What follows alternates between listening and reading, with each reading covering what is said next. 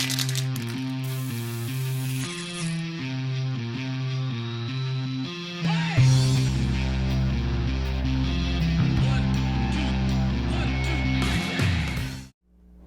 who are you? I'm Scott Lockhart, one of the co-founders of Regator.com. Yeah. I'm Chris Turner, another of the co-founders of Regator.com. Very cool. And what is Regator? Most people probably haven't heard of it yet. Yeah, essentially we make it easy for people to find really good blog content, and we use a combination of editorial curation. So are you like a feed reader? We are kind of a new style feed reader, really. We're not a feed reader, that's for sure. What we do is we use our editors to go and find the best blogs, and we essentially make a ready-to-wear feed reader for the best blog content in over 500 different categories or topics. Okay. And so tell me a little bit, because I've seen, like, there's so many ways to find content now, right? I mean, you can go to Google News, you can go to Huffington Post, you can go to Drudge Report, you can go to Yahoo. A lot of the old school people probably still go to Yahoo News. How do you compete in that world of so many choices to find cool content? Yeah. Sure. I think we help by weeding down the choices with our editors. We have editors who go out and they find the best in a particular topic. And that makes you dramatically different from Google News that doesn't use human beings, right? Yeah. They're using algorithms to try to... The human aspect makes a huge difference in what we do, and it makes our algorithms work even better so that we can pull data out of the human curated content that we've got. Okay. And you tell me what I see when I first come, if I'm a new user and I come to the page, what will I see there? You'll and see what kinds of choices will I have to make sure the news is really appropriate to me? Okay, so on our homepage, you'll see, on every page on Regator, you'll see a list of blog posts. And from there, you can go down into particular topics. We've got over 500 different topics ranging from everything from high-level categories like academics and business and tech to really specific things like beekeeping, and like certain specific like cell biology if you wanted to get down into specific types of biology. And then so as you're browsing our topics, we're showing you blog posts related to that topic along with trends as to what those bloggers are writing about on any given day. So on the right side of the screen, you'll see a list of exactly what's being written about, and every one of our 500 different topics has a real-time generated list of those trends that are hot today. Okay. And when you say real time, I start thinking about Twitter and Facebook, right? Because most people now are on those systems and are thinking of real time as, oh, something in the world just happened, an earthquake or a news event, and it shows up in my feed at the top. Does it work like that? It does. I think for me, blogs are almost every bit as real time as Twitter. They're generally maybe 15, 20 minutes behind where Twitter might be, where we're constantly aggregating posts. So if something happens, the bloggers start to write about it, and yeah, it'll appear on our trends list as soon as it crosses basically whatever the threshold is for the amount of times that something has to be written about to show up on our list. Okay. Things show up pretty quick. They sort of cycle up. It's a list of about 20 items, and it'll work its way up. Got it. So it's an ordered list. So when the Haiti earthquake happened, I saw it in Twitter happening in real time. Then the bloggers wrote about it in 10 minutes, 15 minutes later, right? Because there was enough news to put together a blog post. And how long did it take to get it into the news feed on Regator? It was very quick. Yeah, the Haiti one was really quick because everybody kind of jumped on that. The big events, really, it doesn't take much time at all for those to start to show up. Okay. Is there a community aspect? Can I discuss the news with other people, or is it just I'm there to read the news and get linked off to different blogs? We're primarily for reading at the moment. Okay. It's a content site. We're trying to present you with the content in as clear a format as possible, and to kind of let you explore our content via kind of we do a lot of semantic things where if you're reading about something, we'll try to show you things that are related and timely. Right. Are you only showing blog posts, or do you also show mainstream news like the New York Times? Strictly blog posts, and that's one of the things that I think sets us apart. And how do you define that? Because it's really hard to define what is a blog. You know, sure. In the old world, in the 2000 world, we defined it as a single person writing in reverse chronological order. Sure. But there's a lot of blogs that don't even fit into, TechCrunch is supposedly a blog, and that's done by a group of people, right? And so is Huffington Post. I mean, generally speaking, we have your classic old style blogs, which are, some guy blogging about something that they're passionate about.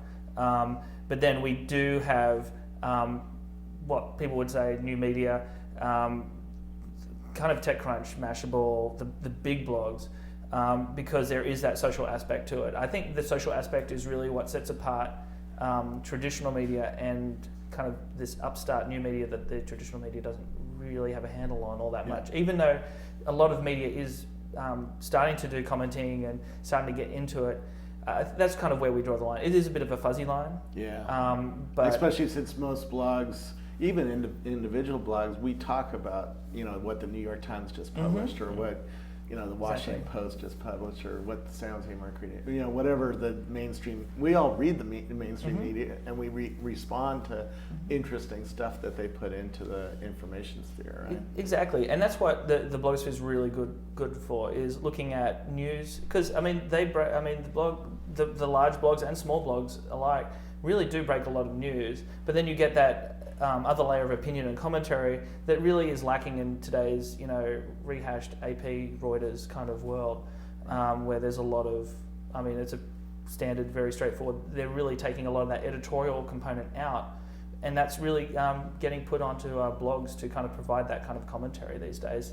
Hence, blogs getting far more quoted in actual news pieces, as and bloggers becoming far more prominent as pundits. Whether it's on CNN or wherever. Yeah.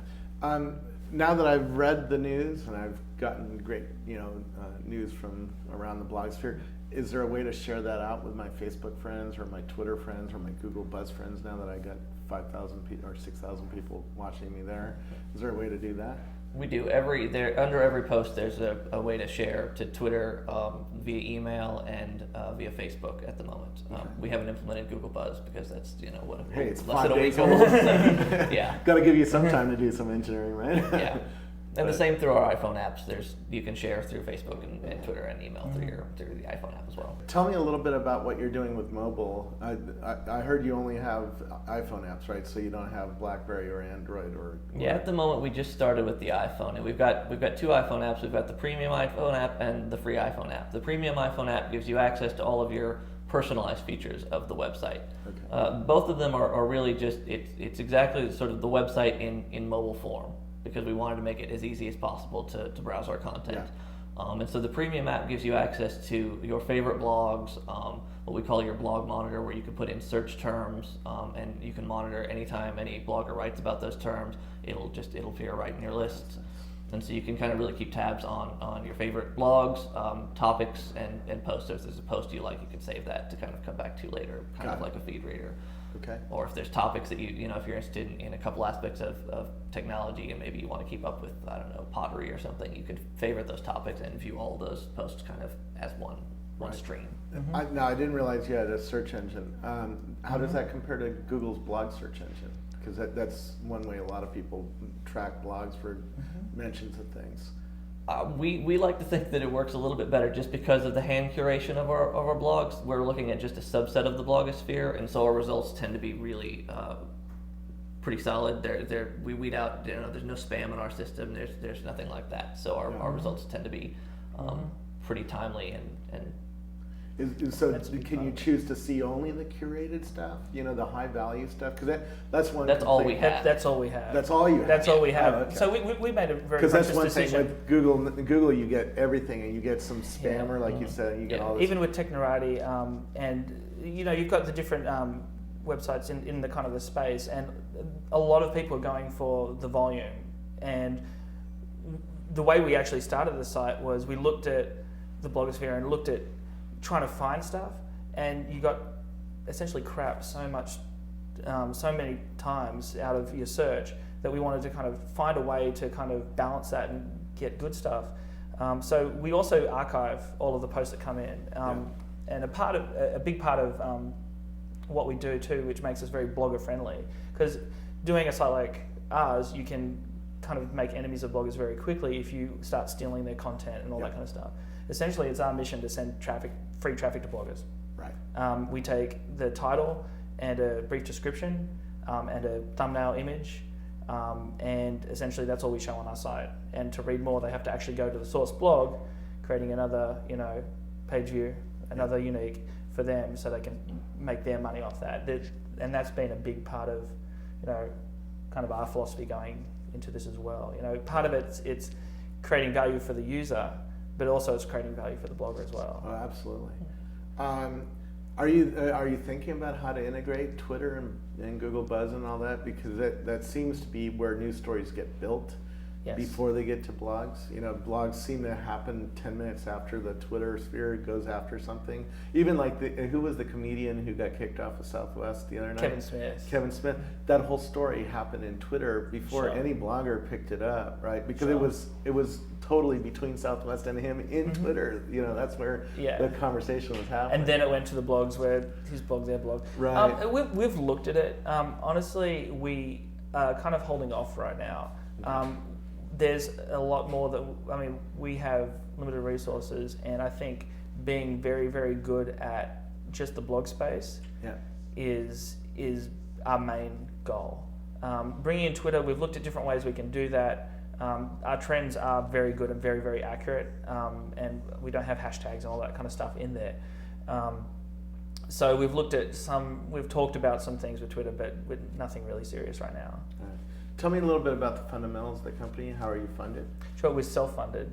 Okay. There's three of us. There's another co-founder that's not here. She's our editorial director, Kimberly, and she's a journalist. Had 11 years of international magazine editorial experience, and that's another big part of what we do, right? Because we, it's just not two, geeks in a small closet somewhere. Judging these blogs. We've got someone who actually knows what they're talking about, who has a master's in linguistics and actually has some authority on what she's looking at. So there's the three of us. We're here in Atlanta, Georgia, and we're bootstrapped. Home of CNN, right? Home of CNN, Coke, UPS, Home Depot. But there's a good journalism tradition here. Absolutely. Because of CNN pulls journalists into Atlanta. Because of that hub. We're getting a tour tomorrow night, I think, of CNN, and that really does drag a lot of interesting news people and news ideas into this Absolutely, area. and we've got a very active street press with Creative Loafing and Sunday Paper and Atlanta in Town. There's more than you would think here in the overall kind of media space, as well as the television stations, and they've actually been fairly active in the social media and even in the tech startup space. We had an event last year where we had a lot of people from media come. We had Mashable come to town, and we co-hosted an event here with them, about 450 people, which is fairly unheard of in Atlanta. Really a cross-section of media, social media, and the tech community kind of came together, which is really good. And that's the kind of thing that I think a lot of people, as you're in town here, you'll find a lot of people really trying to foster a community.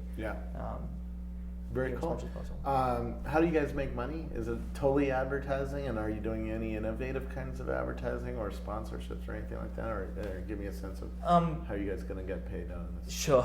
Right now we are making a little bit off advertising, a little bit, and we have one ad spot on the whole site, and that pays us a little bit. It's not enough to live on. We also have our paid iPhone app, which has done quite well for us. The way we're really looking to make money is through our data. That's really valuable. We have a really high value curated set of data, and we're already working on some pre-pilot stuff with some companies to kind of use our data to give them some tools to make their websites and their services better. Very cool. That's kind of how we're looking to make money. Okay.